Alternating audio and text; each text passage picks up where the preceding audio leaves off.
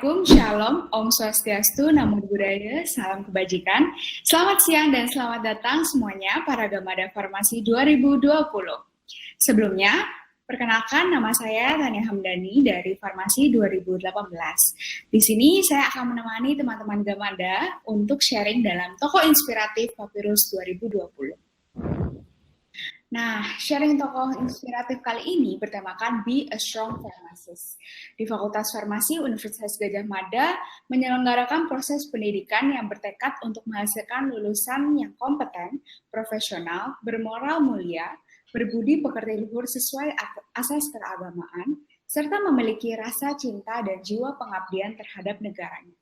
Selain itu, diharapkan mahasiswa baru dapat tumbuh menjadi pribadi yang kuat dan tangguh, serta yakin dalam menapakkan perjalanan menanti di Fakultas Farmasi Universitas Gadjah Mada, yang pastinya tidak akan selalu mulus ya. Nah, tidak usah kita berlama-lama lagi, sebelum kita langsung ke pembicara kita pada hari ini, kita harus kenalan dulu dengan pembicara kita. Nah, beliau merupakan seorang dosen dari Fakultas Farmasi UGM, dan beliau ini masih tergolong sebagai dosen muda loh teman-teman. Beliau lahir di Bantul pada tanggal 5 Mei 1982, dan beliau merupakan dosen farmasi UGM di unit 2, yaitu Departemen Biologi Farmasi. Beliau menempuh pendidikan S1 di Farmasi UGM, kemudian melanjutkan S2-nya di Farmasi Science UGM, dan melanjutkan S3 dengan Ilmu Metabolit Engineering Kyoto University, Jepang. Beliau juga pernah menjadi bendahara di MES PT Perubahan Raya ICC. Beliau juga pernah menjadi Ketua Karang Taruna di Prancak Bantul, dan juga Ketua Umum dan Mas'ul KMMF. Dan sampai sekarang, beliau masih menjabat sebagai Ketua Perpustakaan dan IT Fakultas Farmasi UGM. Selain itu, beliau juga aktif meneliti dan banyak publikasi artikel ilmiah beliau di sejumlah jurnal yang tidak bisa kami sebutkan. Nah, tidak usah kita nunggu berlama-lama lagi, mari kita sambut Bapak APT Purwanto MSc PhD. Kami persilakan untuk menyapa Gamada Farmasi 2020. Oke, Assalamualaikum warahmatullahi wabarakatuh para Gamada semua. Ini Gadjah Mada Muda, ini selamat datang di fakultas kita semua ya. Ini fakultas yang insya Allah nanti membawa berkah bagi kita semua. Ini saya perkenalkan, tadi sudah diperkenalkan. Nah, gitu. Bagaimana Bapak kabarnya?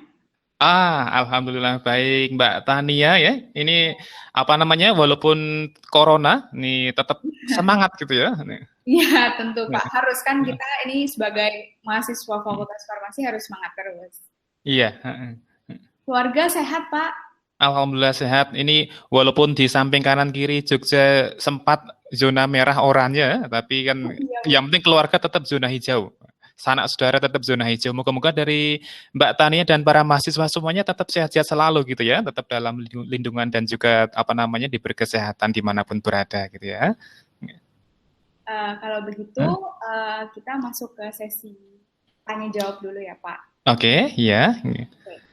Sesuai dengan tema tokoh inspiratif Papirus kali ini, kita bertemakan Be a Strong Pharmacist. Menurut Bapak sendiri, bagaimana sih Pak definisi dari a strong pharmacist sendiri? Dan mungkin menurut Bapak sendiri, strong pharmacist itu harusnya seperti apa? Oh gitu. Wah terima kasih. Ini pertanyaan yang menarik untuk pertama nih. Karena ini ada di Gamada ini ya. Ini kan baru mungkin berapa hari sebagai mahasiswa baru gitu ya. Dan ini langsung kira-kira ke depannya kita strong pharmacist itu seperti apa gitu ya. Pharmacist yang dia kuat harus tahan banting ya. Tadi seperti yang dikatakan oleh Mbak Tania, apa itu strong pharmacist? Kalau menurut saya pribadi, karena saya selaku seorang pharmacist juga gitu ya. Ini pharmacist itu harus kuat, tahan banting, tahan pukul gitu ya. Kenapa seperti itu? Karena banyak sekali yang pertama adalah mungkin lahan farmasi itu luas gitu ya. Tapi nanti pertama banyak sekali saingan yang sebenarnya bukan saingan, tapi dia adalah rekan kita semua yang nanti mungkin sama-sama mencari kerja atau mungkin sama-sama mencari tujuan yang sama lah. Ini tidak boleh saling sikut kanan sikut kiri, kita harus benar-benar care terhadap mereka. Kemudian kalau dari regulasi, kadang-kadang farmasi itu mungkin kita bisa dibilang mungkin agak agak apa namanya terpinggirkan, apalagi yang di Indonesia gitu ya. Ini peran seorang farmasi itu mungkin kurang kelihatan. Itu menjadi tanggung jawab kita semua sebagai calon farmasis nanti bagi adik-adik mahasiswa, gimana untuk memunculkan bahwa kita adalah seorang apoteker, kita seorang farmasis yang kuat, yang berani muncul, berani beda di tengah masyarakat ya. Nah, kira-kira seorang farmasis pertama tadi ya harus tahan banting, kemudian caregiver yang pertama ya, harus punya kepedulian terhadap pelayanan karena farmasi itu intinya adalah melayani terhadap sesama, terutama dalam bidang kesehatan. Jangan muncul di belakang layar. Misalnya kita kerja di apotek ya, jangan terus kemudian di orang lain yang muncul, tapi kita harus berani tampil beda, harus berani menjelaskan kepada masyarakat ini loh obat, ini loh kesehatan dan sebagainya. Berani diskusi dengan dokter dan sebagainya. Nah, kemudian dia harus bisa membuat keputusan dengan tepat dan cepat gitu ya. Ini harus mampu mengevaluasi apapun itu nanti termasuk kuliah dan apalagi di dunia kerja, kemudian putuskan langkah yang tepat untuk itu. Gitu ya. Kemudian komunikator jelas ya. Karena farmasi tidak lepas dari ranah seorang klinisi nanti ya, pasti klinik ada banyak. Kita harus punya sifat atau sikap komunikasi yang dia handal atau bagus. Tuh. Jangan sampai kita terus cuma pendiam, kemudian orang lain nggak bisa memahami apa yang kita sampaikan. Itu harus kita punya, strong. Tuh. Kemudian pemimpin yang penuh empati dan komunikatif, jelas ya. Nggak mudah jadi pemimpin. Ya, jadi pemimpin adalah mudah, mohon maaf, tapi yang punya empati dan komunikatif adalah tidak semua orang bisa untuk itu. Nah, kita harus punya. Kemudian kita juga seorang manajer yang baik, nah, harus punya mengatur diri sendiri, apalagi mengatur orang lain dan mungkin orang lain yang menjadi bawahan atau staf-staf kita. Kemudian ini penting juga pembelajar yang terus-menerus. Karena apa? Karena ilmu kesehatan adalah selalu berkembang, termasuk farmasi gitu ya. Nah, nanti kita harus long life learner. Nanti kita harus belajar seorang terus-menerus, kemudian kita juga seorang pengajar, mengajari masyarakat terhadap apa itu bidang kita yang sebenarnya. Itu mungkin itu syarat-syarat atau mungkin kriteria strong pharmacist itu seperti apa? Kan gitu Mbak Tania gitu. Ya, betul Pak. Seperti yang Bapak sampaikan bahwa memang sebagai farmasis itu kita tidak harus up to date juga ya Pak, tidak boleh harus up to date setiap zamannya karena kan setiap hari itu pembaharuan. Tentu mesti baru terus, kita harus berani dan mau untuk belajar gitu ya. Pak, apalagi sekarang digitalisasi sudah sangat dipakai dalam. Iya benar. Ya, mungkin selanjutnya ini pertanyaan yang menarik menurut saya. Oh ya? Banyak orang yang mengatakan bahwa jalan sebagai farmasis tentu berat karena kan kita banyak bisa mengikuti banyak jalan dan juga memiliki banyak rintangan. Sebagai seseorang yang sudah mencapai di titik ini, pasti saya yakin sekali Bapak memiliki banyak perjuangan di balik semuanya. Boleh nggak sih Pak, Bapak ceritakan sedikit mungkin mengapa sih Bapak memilih menjadi seorang farmasis dibandingkan menjadi yang lain? Ya, ini berarti saya harus mengulik pengalaman yang telah lampau ini. Bagaimana menjadi seorang farmasis sampai saat ini gitu ya. Oke, mungkin akan saya ceritakan pada Gamada semua gitu ya. Sharing pengalaman ini singkat saja ini ya. Mudah-mudahan nanti pengalaman yang saya sampaikan bisa diambil manfaatnya yang baik-baik. Yang tidak baik silakan ditinggalkan saja. Ini kenapa kenapa kita milih menjadi seorang farmasis nih? Ini terus terang aja, ini mayoritas orang pasti mikirnya kalau kita kuliah itu nanti kita akan kerja gitu ya. Ini hampir pasti. Ini jarang orang Indonesia yang masih jiwanya entrepreneur, belum tentu, pasti kita kerja. Nah, kenapa farmasis? Seperti yang saya dulu inginkan, ke farmasi itu kan lapangan kerjanya luas gitu ya. Nanti kita bisa, apalagi di dunia kesehatan itu tiap hari orang butuh kesehatan. Sehingga farmasi adalah salah satu lahan yang tepat untuk itu. Nah. Sehingga hampir pasti nggak ada lahan kosong untuk kerja. Gitu ya. Kita bisa di apotek jelas, image-nya adalah farmasi di apotek, tapi kita ubah pelan-pelan tidak hanya apotek seorang farmasis. Kita bisa juga kerja di industri, industri terutama industri kosmetik atau mungkin industri obat. Dan yang perlu Gamada ketahui bahwa seorang manajer QC, quality control, kemudian produksi di industri farmasi itu harus seorang apoteker. Jadi beruntullah kalian ini, karena nanti hanya kalian yang bisa menjadi manajer produksi dan quality control di industri farmasi. Yang lain hanya sebagai staf biasa, gitu ya. Kemudian di balai penelitian, di BPOM, rumah sakit, medrep itu saya bisa kayak. Kemudian apa namanya di makanan minuman juga bisa karena kita juga belajar itu. Kemudian di entrepreneur juga bisa. Karena tidak menutup kemungkinan dan pengalaman apa namanya lulusan kita juga banyak lulus farmasi tapi tidak kerja di suatu instansi tapi dia membuat karya sendiri itu bagus ya. Ada yang bergerak di bidang herbal, kemudian bidang kosmetik dan sebagainya itu banyak. Nah, terus terang nih, saya seperti yang pada umumnya orang, kenapa saya milih farmasi? Karena saat itu apa namanya lapangan kerjanya luas ini. Nah, ini mungkin menarik. Ini seperti yang Gamada ketahui, mungkin kalau Gamada sekalian mungkin lulusan dari SMU semua ya, SMU favorit, SMU mungkin provinsinya yang nomor satu gitu ya. Perlu diketahui bahwa saya dulu bukan lulusan seorang SMU, bukan juga SMF, Sekolah Menengah Farmasi juga bukan. Saya mungkin dulu dibilang agak kesasar di farmasi gitu, dalam tanda kutip kesasar ya. Kenapa? Karena saya itu adalah dulu lulusan SMK Industri, nggak nyambung dengan farmasi gitu ya. Saya lulusan SMTI ya, nanti saya sebutkan saja Sekolah Menengah Teknologi Industri, ada di Semaki, Yogyakarta itu. Di Indonesia hanya ada 6 loh, itu sekolah miliknya Deperindak saat itu ya. Kemudian kenapa saya milih itu? Karena terus terang aja nih, saya bukan dilahirkan dari orang tua yang mungkin background ekonominya bagus, yang mungkin nyekolahkan anak kuliah dan sebagainya. Saya dilahirkan dari seorang biasa, seorang apa namanya buruh yang mungkin pendidikannya rendah, hanya SD saja gitu ya. Tapi semangat apa namanya, bapak saya tetap, ini ayah saya, kamu tetap apa namanya sekolah minimal sampai SMK. Kenapa saat itu?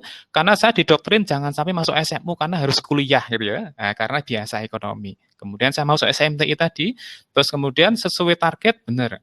Waktu kelas 2 SMTI saya bisa langsung lolos tes kerja dan diterima di perusahaan CET, Propan Raya ICC di Tangerang. Sehingga lulus kelas 3 bisa langsung kerja di sana.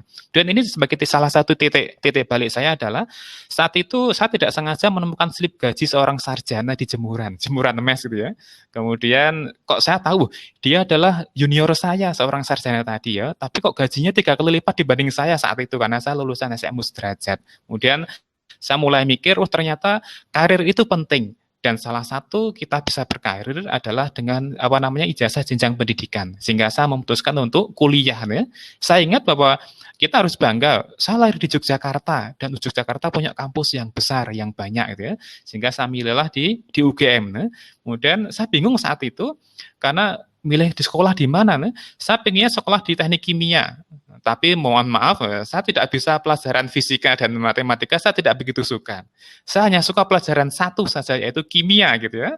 Sehingga ada teman-teman menyarankan, oh Mas Pur masuk kimia saja, masuk farmasi saja gitu ya. Nah, kemudian saya masuk sini. Lah, ini apa namanya suatu karunia bagi saya nih, walaupun saya lulusan SMK, kemudian udah 2 tahun kerja di pabrik cat gitu ya, ternyata saya bisa masuk sebagai mahasiswa baru di Fakultas Farmasi gitu ya. Nanti gimana belajarnya? Yuk belajar saja gitu ya. Oke.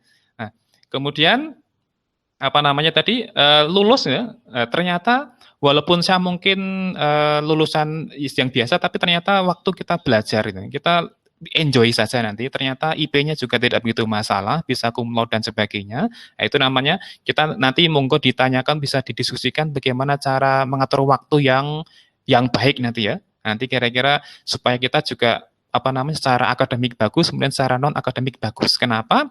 Karena prinsip saya adalah karena selama kita sebagai mahasiswa apalagi yang S1 itu bukan hanya ranah akademik yang bisa kita dapatkan, tapi adalah apa namanya banyak hal yang kita bisa nanti untuk kedepannya lebih maju, misalnya relasi, aktualisasi diri dan sebagainya. Ya. Nah ini terus kemudian saat itu setelah saya lulus nih, lulus S1, saya ngambil minat yang sains industri nih, karena saat itu hanya ada 2 minat pas saya masuk tahun 2002 itu, yaitu industri minat klinis, kemudian minat yang farmasi sains dan industri. Saya masuk industri karena memang background saya orang-orang industri gitu ya. Jadi mohon maaf saya bukan menganaktirikan yang klinis gitu ya, karena saya memang apa namanya ngehnya ke industri. Kemudian lulus, ini sempat terjadi tragedi nanti tahun 2006 ada gempa itu sehingga saya mundur kuliah dan sebagainya itu ya. Kemudian singkat cerita, saya belum lulus apoteker ya. Saat itu ditawari kerja di LPPT ini oleh Prof. Abdul Rahman. Sekarang sudah guru besar, baru 42-43 tahun nih. Dulunya saat itu sedang mau S3 ke Malaysia, kemudian posisi penyelia atau supervisor di LPPT kan kosong untuk pengujian ya. Kemudian saya ditawari itu dan dikenalkan dengan pengelola kepala LPPT yang saat itu dijabat oleh Prof. Sis Mindari ya. Kemudian speak gitu ya Pak Abdulnya gitu. Ternyata saya langsung bisa diterima nih. Wah, hebat sekali tanpa tes langsung ditawari. Nah, kerja di LPPT kemudian eh, saya milih pengen kuliah lagi karena saya ternyata kan suka dengan kuliah. Nah. Kemudian saya keluar dari LPT, tapi keluar dari LPT tapi belum punya pekerjaan. Nah, saya ngisi waktu dengan cara apa itu? Harus jadi strong, harus kreatif kita. Saya tentor kimia di mana-mana banyak sekali. Nah, nanti sampai ternyata dari tentor tadi saya bisa nentori dosen-dosen, ada beberapa teman dosen KG yang ternyata pengen belajar kimia, ternyata saya yang tentornya gitu. Kemudian ada putranya Pak Pram, ternyata, itu putranya Pak Pram, itu ternyata kita bisa dekat dengan beliau juga gara-gara itu ya. Ini banyak sekali yang bisa kita peroleh.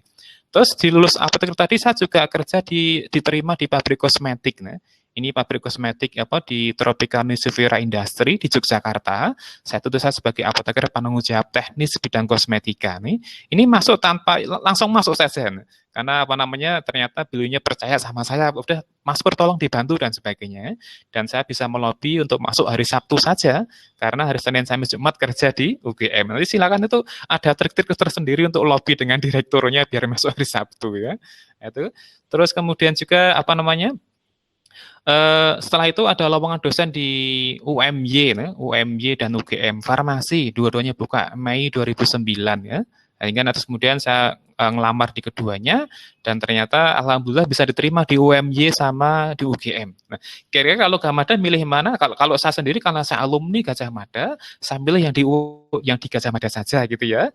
Nanti harapannya kan karena kita alumni mungkin bisa lebih kenal dengan lingkungannya minimal gitu ya. Ternyata benar ya. Dari yang kemarin itu kemudian diterima di sini, saya diterima saat itu masih ijazah S1 gitu ya, masih S1. Padahal saat ini dosen harus minimal S2 gitu ya. S1 kemudian dijanji sama Prof. Haris Nugroho ya, nanti mungkin Gamada kenal nanti di Farmasetika, itu saat itu beliaunya WD2, Pak Pur harus langsung S2, S3, di luar negeri Pak, waduh, luar negeri saya langsung mikir, bahasa Inggris saya masih kalang kabut ya, akhirnya saya melobi, Pak saya S2 di sini saja dulu gitu ya, nanti S3 saya berjanji akan bisa ke luar negeri dengan ilmu yang lebih bagus nanti, kemudian S2 diperbolehkan, lulus, ternyata bisa dapat beasiswa juga, nggak usah bayar gitu ya. Nah, nanti kita bisa dapat beasiswa dari fakultas dibiayai atau mungkin kita bisa apply dari Dikti saat itu saya gitu ya. Sehingga kita bisa kuliah dengan gratis juga ya. Nanti mungkin dengan sedikit ngisi-ngisi belangko dan mungkin ada tes-tes kecil gitu ya. Termasuk nanti pas saat itu karena saya kenal dengan Prof. Edi Meyanto tahun 2011, saya diperkenankan untuk short course atau magang di NAIS ya, NAIS di Nara di Jepang ya. Ya, saat itu di NAIS tadi saya magang selama hampir 2 bulan lebih ya. Ternyata saat itu saya secara tidak sengaja ketemu dengan seorang mahasiswa di Kyoto University. Kemudian saya kenalan, terus tanya-tanya, profesor di sini ada nggak yang bidang ini? Ternyata ada. Saya email, ternyata responnya bagus, saya langsung wawancara langsung dengan profesornya itu, dan yang kemarin menjadi promotor pembimbing saya S3 itu ya. Dan cari-cari beasiswa di Indonesia belum dapat. Saya ngelamar Dikti ditolak, Mombuso gagal. Kemudian di IDB, Islamic Development Bank juga tidak ada respon. Akhirnya muncullah LPDP ya, mungkin Kamada kenal LPDP ya, itu dari Kementerian Keuangan, ternyata lolos, mungkin rezeki saya di situ ya. Kemudian dari 2011 lulus S2, kemudian 2014 per April 2014 bisa berangkat ke Jepang untuk melanjutkan S3-nya. Nah, pas ini rezeki juga, ternyata bahwa saya lolos tes PNS saat itu, mungkin teman-teman kalau kerja di instansi negeri mungkin pengen jadi pegawai negeri ya, boleh gitu ya, termasuk saya gitu ya kemarin. Sehingga kemudian pas benar sekali Maret 2014 saya SK PNS-nya turun, Aprilnya langsung berangkat ke Kyoto gitu ya. Kemudian selama 3 tahun 8 bulan menempuh S3, lulus, kembali lagi ke Indonesia dan mengabdi sampai sekarang. Dan jangan lupa nanti Beberapa ini ya sebelum kuliah nih, saya juga sempat dulu ini harus penting nih. Saya juga karena tidak ingin hanya lulus kuliah saja, saya sering jadi asisten praktikum di mana-mana gitu ya. Sampai ada teman-teman yang angkatan 2004 tuh sempat bosen sama saya gitu. Kenapa? "Oh, di lab sana ada Mas Pur, di lab sini ada Mas Pur lagi," sampai mereka bosen kok ketemu saya terus. Sehingga sempat jadi raja asisten saat itu gitu ya. Sehingga saya sempat satu semester itu sampai 5 atau 6 laboratorium saya asisteni, saya ingat itu dulu. Kemudian dengan honor tertinggi saat itu, hampir satu semester 1,6 juta rupiah. Mungkin ada yang sebagai asisten praktikum gitu ya. Mungkin saat ini susah untuk memecahkan rekor itu. Kemudian sempat aktif di KMMF ya, keluarga mahasiswa Muslim Farmasi, dan sempat terpilih sebagai seksi sivitas saat itu, seni kreativitas, kemudian naik pangkat jadi ketua umum tahun 2004 sampai 2005. Nah, dan di kampung jangan lupa ya, saya juga sempat ya ikut-ikutan gotong royong, sempat sebagai ketua Karang Taruna, kemudian sekretaris masjid, sekretaris TPA, Taman Pendidikan Al-Quran dan sebagainya itu nanti jadi banyak sekali yang bisa kita lakukan selama kita mahasiswa, termasuk nanti hal-hal tadi ternyata itu bisa menopang saya gitu ya, sehingga waktu karena saya mahasiswa mungkin kenal dengan beberapa beliau-beliau yang personil gitu ya, sehingga nanti ternyata waktu saya ikut tes atau mungkin waktu saya mau ngelamar dosen dan sebagainya itu ternyata beliau-beliau itu kenal dengan saya, sehingga nanti wah ini Purwanto yang dulu ya, wah kinerjanya bagus misalnya pendapat beliau ya, kemudian saya dengan lebih mudah untuk bisa dipercaya untuk pegang jabatan dan sebagainya. Nanti itu banyak hal nanti jangan sampai teman-teman Gamada itu nanti hanya kuliah di lab dan sebagainya atau mungkin di kampus, di kelas, tapi tolong show up, tunjukkan apa yang kalian punya sehingga nanti untuk kedepannya itu pasti akan berguna walaupun belum tentu sekarang kelihatan ya. Itu nanti ada gitu. Terus tadi disebutkan sampai sekarang nih selama ini tahun ketiga, ini saya dipercaya sebagai ketua unit perpustakaan dan IT Fakultas Farmasi UGM. Kemudian saya juga sebagai PIC, person in charge, itu pembangunan gedung baru ya. Jadi kalau Gamada lihat di tengah-tengah fakultas kita ada gedung baru 8 lantai ya. Itu kebetulan kemarin saya diminta sebagai PIC-nya, terutama bagian pengadaan alat. Jadi selamat nanti kita bangun gedung baru 8 lantai. Kemudian kita beli alat juga seharga 20 miliar, banyak sekali gitu ya. Jadi nanti kita bisa riset banyak, mengembangkan ilmu yang kita punya. Itu sekilas mungkin Mbak Tania ini kalau waktunya panjang lebar bisa 5 SKS ya selesai gitu ya. Jadi mungkin nanti itu cukup saja kira-kira kenapa saya milih farmasi. Nah, ternyata dari yang saya tidak punya niat kuliah ternyata harus kuliah terus dinikmati saja gitu ya. Itu sekilas flashback kemarin pengalaman selama menjadi mahasiswa dan sampai saat ini. Monggo demikian matur nuwun nggih. Terima kasih Pak untuk jawabannya, luar biasa banget pembicara kita kali ini. Saya yang masih baru kemarin selesai semester 4 jadi merasa oh ternyata ini tuh baru pintu baru menuju target-target selanjutnya. Jadi harus lebih semangat lagi. Iya. Lalu saya ingin tanya Pak, pasti setiap ketika kita ingin menapaki sesuatu, ketika kita ingin sukses, kita pasti memiliki target-target tertentu untuk bisa sukses. Mungkin di sela-sela target itu ada sesuatu kejadian yang membuat kita harus entah kita berubah target atau kita harus memiliki plan lain. Apakah Bapak pernah mengalami itu dan mungkin bisa di-sharing Pak gimana sih Bapak bisa kok bisa sih Bapak beralih target ke target yang lain? Oh ya, terima kasih Mbak Tania. Ini pengalaman menarik juga nih. Tadi sempat saya singgung di depan ya, misalnya berubah target jelas. Kita mungkin nanti Gamada sekalian pasti pengen kuliah secepatnya lulus. Kalau 4 tahun lulus gitu, sesuai target, atau mungkin malah 3,5 tahun kalau bisa gitu ya, lebih cepat lagi gitu ya. Tapi itu adalah target awal ya. Dan mungkin saja nanti pasti perjalanan belum tentu tercapai gitu. Seperti yang saya kemarin lalui, saya lulus juga target 4 tahun, 8 semester sesuai rencana. Tapi ternyata kehendak lain terjadi tuh. Ada seperti misalnya waktu saya nulis skripsi 2006 bulan Mei itu ya, 2006 ya. Ini Gamada mungkin baru umur 4 tahun jangan atau masih balita ya. Itu gempa bumi di Yogyakarta dan rumah saya termasuk yang hancur lebur gitu ya. Dan saya masih diberi kesempatan untuk hidup di dunia ini, walaupun sempat terkurung dalam rumah yang roboh. Ternyata komputer saya waktu ngetik skripsi juga hilang, maksudnya hancur ya. Nah, itu bayangkan ya, kita udah selesai mengerjakan penelitian, datanya ternyata komputernya kena batu bata. Sehingga nanti terpaksa saya harus mundur kuliah selama menjadi 4,5 tahun ya. Itu salah satu target yang kemarin lepas. Kira-kira untuk solusinya gimana ya? Pertama jelas terima saja dulu, nggak perlu disesali gitu ya. Pasti banyak hikmah itu jelas nih.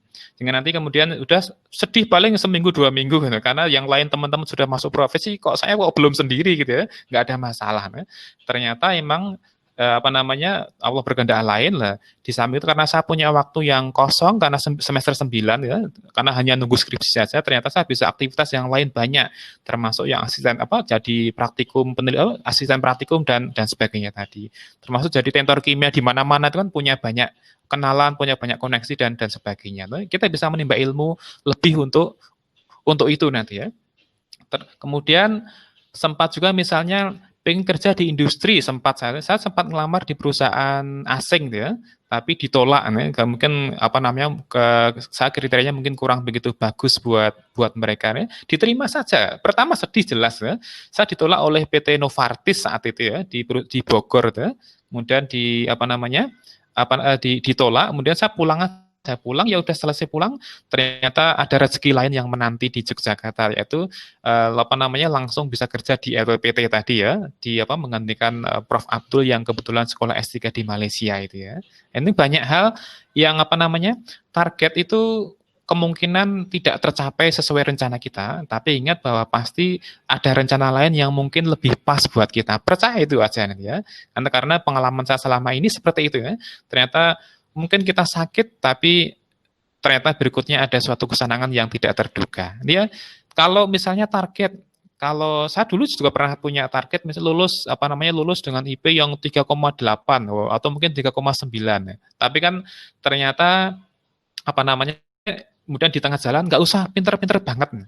Nanti kalau pinter banget, tapi kalau kita tidak bisa aktualisasi diri, nggak pernah organisasi, misalnya nanti malah rugi. Ternyata bener ya. Saya dengan IP yang termasuk cum laude, tapi ya tidak usah 3,9 ya. Tapi tetap aktif organisasi, kemudian bekerja sama dengan orang lain, dengan mahasiswa, dengan tim, dengan dosen dan sebagainya. Aktif pokoknya. Apalagi di farmasi nanti ini banyak sekali kegiatan di BEM yang mungkin bisa mengupgrade kemampuan dari Gamada semua. Lomba-lomba tuh farmasi sering dapat menang gitu ya. Jadi itu tolong dimanfaatkan sebaik-baiknya. Mungkin gitu Mbak Tania nggih. Kira-kira nggih. Mungkin Pak bisa dibagi sedikit tips and tricks bagaimana sih para Gamada ini supaya tidak mudah patah semangat kalau misalnya mereka tidak mendapatkan sesuatu yang mereka inginkan. Apalagi di farmasi ini kan sebenarnya banyak banget rintangannya dan juga tugas-tugasnya ini tidak mudah gitu Pak. Oh gitu. Wah, ini menarik ini ya. Ini biar tidak mudah menjadi mahasiswa yang mungkin menyerah. Ya, menyerah boleh enggak? Boleh, tapi 1 hari saja. Ini 1 hari habis itu harus bangkit lagi gitu ya. Nanti saya pernah dapat nilai D itu sekali itu, pernah dapat nilai D farmakokinetik, saya ingin sebutkan mata kuliahnya itu ya. Tapi kemudian ternyata langsung bangkit, ngulang sekali, alhamdulillah langsung dapat A. Ketika harus bangkit ya. Sempat saat itu hampir wah ini kok dapat nilai D, biasanya nilainya B, A gitu ya, tapi ternyata kok D. Akhirnya bisa bangkit. Ini terus terang aja nanti para Gamada yang ini saya banggakan ya. Ini sebenarnya di farmasi itu kan terkenal dengan praktikumnya yang super banyak. Kalau saat itu saya dulu itu praktikum banyak ditulis dengan tulisan tangan. Dan itu dikumpulkan hari H sebelum praktikum dimulai gitu. Sehingga saya biasa nulis laporan sampai jam 4 pagi itu saat itu ya. Kalau sekarang mungkin lebih enak bisa diketik, bisa dicicil dan sebagainya. Nah, terus aja kalau kita teori mungkin hanya di bawah 50%, selebihnya adalah praktikum. Dan tentu saja menyita banyak waktu, laporan, dan sebagainya. Itu salah satu tantangan yang mungkin nanti suatu saat kita bisa jadi jenuh ke sana. Gitu ya. Tolong diperhatikan. Kemudian, terus terang aja di farmasi ini adalah banyak hafalan, jelas ya, hafalan ya.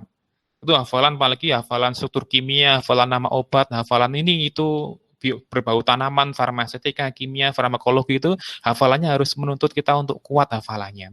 Nanti gimana caranya, nanti ada trik-triknya. Gimana cara belajar kok hafalan ya? Ada nanti ya. Nanti kalau ada waktu kita bisa sharing-sharing lagi. Karena terus terang saya juga senang belajar psikologi gitu ya. Jadi gimana otak kita bekerja itu perlu kita pelajari gitu ya, biar kita juga bisa belajar secara lebih optimal. No? Mungkin kerja otak kita kanan, otak kiri itu bisa nanti. Kemudian kita juga harus bisa ilmu kimia jelas. Itu kadang-kadang mohon maaf bagi Kamada yang tidak suka kimia, kok masuk farmasi mungkin nanti agak ngeluh ya, mungkin banyak botrek yang dimakan atau panadol dan sebagainya. Karena itu adalah kita perlu itu, termasuk ilmu yang berbau biologi tanaman dan sebagainya kita harus menguasai. Ya. Nah, gimana biar tidak pantang menyerah? Karena tadi banyak sekali tantangan ya, termasuk nanti mungkin tuntutan, wah teman-temannya bisa ini, bisa itu, harus prestasi ini, kita kok nggak bisa, nanti timbul pasti down ya. Nah, gimana caranya? Pertama jelas, tolong ini bagi waktu, nih tolong nih, ini penting tapi simple tapi sangat penting dan mungkin berat dilaksanakan, yaitu bagi waktu dengan tegas antara praktikum, kuliah, dan jabatan atau mungkin organisasi dan aktivitas lain di luar itu ya. Kita harus bisa namanya prioritas, buat skala prioritas jelas ya. Kalau perlu buat jadwal mingguan ya, mungkin minggu ini mau ngapain, kemudian minggu depan mau ngapain, tolong dilaksanakan itu nanti ya. Karena kalau tidak punya prioritas nanti kalau campur-campur, nah nanti biasanya di akhir akan ruwet semua. Ya. Kemudian tolong tanggung jawab dan komitmen terhadap setiap pilihan yang kita ambil. Kita mau ngambil misalnya kuliah ini, ya kita komitmen aja, kita pelajari benar-benar. Kamu mau ngulang mata kuliah ini, ya kita pelajari benar-benar. Mau misalnya jadi ketua BEM, ya tolong komitmen saja. Ya, kita harus sukses. Ini kita tidak mudah kita tidak mudah untuk menyerah. Kemudian ini saya pernah baca buku namanya The Seven Habits of Effective People. Ini karangan Sean Covey. Ya. Ada salah satu poin yang saya ingat adalah merujuk pada tujuan akhir. Ini penting ya.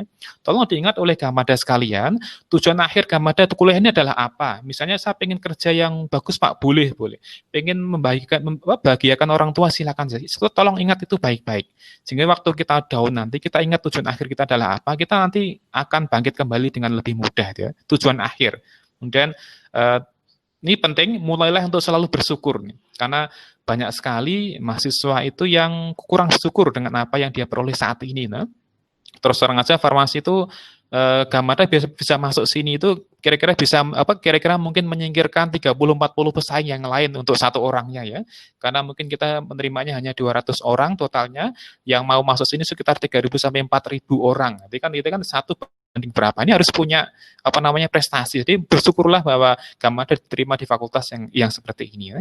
Kemudian tidak perlu membandingkan orang lain dengan diri kita. Nanti be yourself, jadilah diri Anda, nanti pasti saat kita punya kelebihan masing-masing.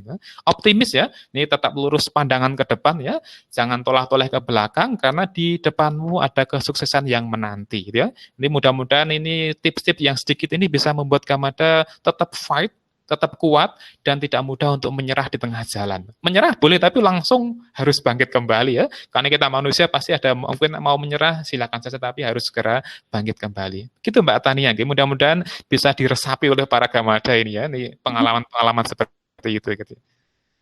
Terakhir Pak, sebagai penutup sharing kita pada hari ini, mungkin bisa disampaikan beberapa nasihat dan juga kiat-kiat untuk para Gamada Farmasi 2020 supaya bisa menjadi mahasiswa yang bersyukur dan bangga akan kehadirannya sudah bisa bergabung di keluarga farmasi UGM ini. Karena mungkin banyak yang masih sebenarnya itu tidak memilih farmasi sebagai prioritas utamanya, tetapi mungkin memilih fakultas lain. Nah, ini penting ya, karena rasa syukur itu adalah kunci dari awal kita untuk menapak nih. Nah, ingat bahwa dengan rasa syukur berarti kita akan menekuni apapun yang di depan kita. Gitu. Kita tidak mudah untuk membuang itu dan kita tetap akan fokus ke sana. Gitu.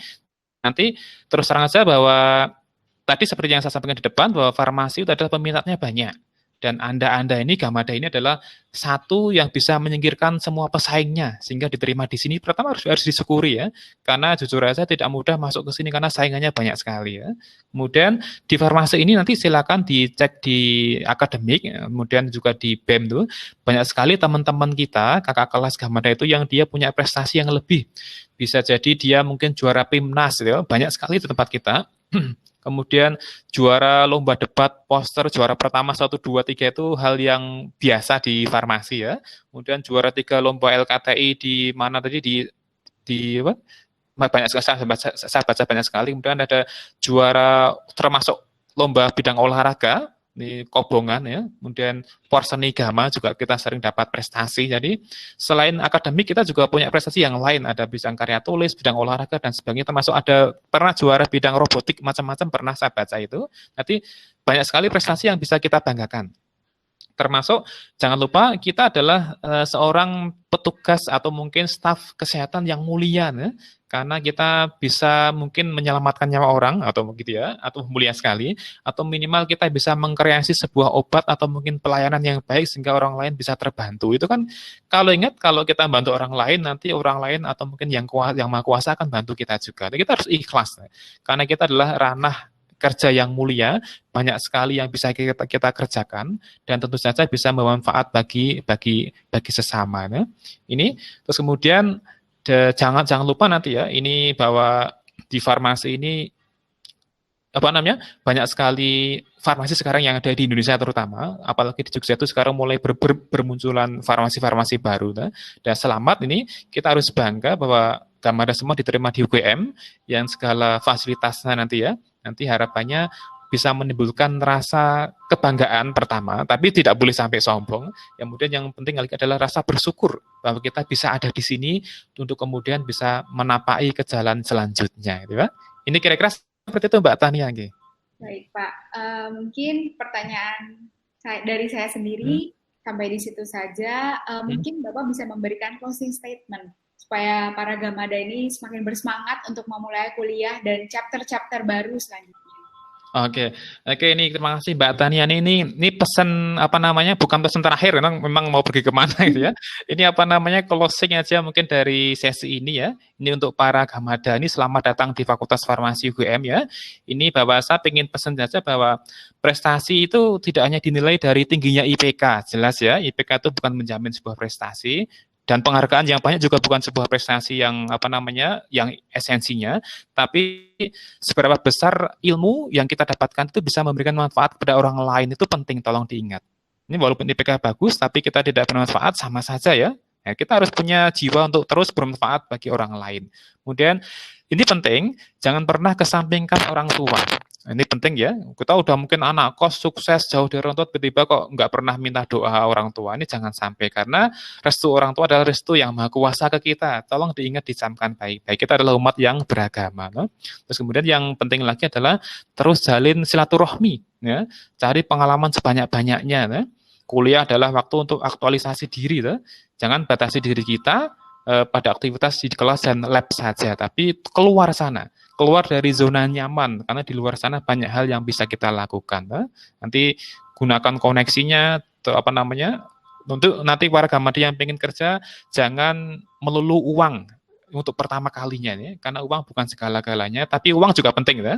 Nanti silakan nanti misalnya pengalaman, koneksi, relasi itu lebih penting untuk ditekankan bagi para Gamada dibanding nanti kalau kerja kok sebatas uang. Ya. Uang nanti insya Allah akan nyusul sendirinya. Ini penting ya. Jadi tolong apa namanya sisi yang lain tadi ada silaturahmi, kemudian orang tua, usaha, bersyukur, kemudian kita harus bisa menjadi orang yang bermanfaat bagi sesama gitu ya. Nanti kira-kira seperti itu Mbak Tania dan para Gamada mungkin sekilas ya atau mungkin apa namanya trik and tips gitu ya dari saya gitu ya. Mudah-mudahan nanti apa-apa yang saya sampaikan tadi yang baik-baik silakan diambil, nanti yang kurang baik atau mungkin kurang berkenan silakan ditinggalkan saja. Nanti sampai jumpa di fakultas mungkin setelah WFH selesai, nanti kita bisa ketemu secara langsung face to face tatap muka gitu ya. Nanti sampai ketemu di lain kesempatan. Monggo Mbak Tania. Terima kasih Pak Purwanto yang boleh membagikan tips and tricksnya dan juga pengalaman hidupnya yang sangat berharga untuk kami semua pelajari. Mungkin saya memberikan sedikit kesimpulan dari sharing tokoh inspiratif pada hari ini, bahwa ketika kita jatuh, kita harus langsung bangkit dan bersemangat untuk menjalani hari-hari kita ke depan. Kuliah itu juga tidak selalu tentang akademis, tapi kita juga penting sekali untuk organisasi, menjalin relasi, silaturahmi dengan orang lain untuk mendapatkan kesempatan-kesempatan baru. Dan Iya. juga jangan lupa para Gamada untuk bersyukur karena sudah diterima di Farmasi UGM, sudah menjadi bagian dari keluarga Farmasi UGM, bersyukur akan setiap hari sudah boleh untuk kembali menjadi orang yang produktif lagi, menjadi Gajah Mada muda pastinya, dan juga bisa berkuliah di Farmasi UGM. Iya. Sekali lagi saya ingin berterima kasih banyak kepada Bapak Purwanto yang boleh Iya, sama-sama, Mbak. Nggih. menemani kita pada hari ini. Semoga Bapak dan keluarga bisa sehat-sehat selalu, Amin. Nggih. makin produktif di WFH ini. Amin, nggih. Setelah WFH bisa bertemu dengan para Gamada dan juga bisa memberikan dan berbagi ilmu. Amin. Nggih. Terima kasih juga untuk teman-teman Gamada Farmasi, pastinya semakin gak sabar kan untuk memulai kuliah dan bersemangat untuk bergabung di Farmasi UGM. Dan juga jangan lupa selalu bersemangat serta pantang menyerah dalam mewujudkan cita-cita kalian semua. Dengan ini, sharing tokoh inspiratif bersama dengan Bapak Purwanto kita akhiri. Nah, sebelum kita tutup tokoh inspiratif kita hari ini, kita mau yel-yel dulu ya, teman-teman. Nah, kalau aku bilang Papirus 2020, teman-teman boleh jawab satu keluarga bersama KMF aja ya. Papirus 2020. Satu rasa, satu keluarga, KMFA Jaya. Tetap jaga kesehatan semuanya. Terima kasih. Terima kasih semuanya. Sampai jumpa lagi ya.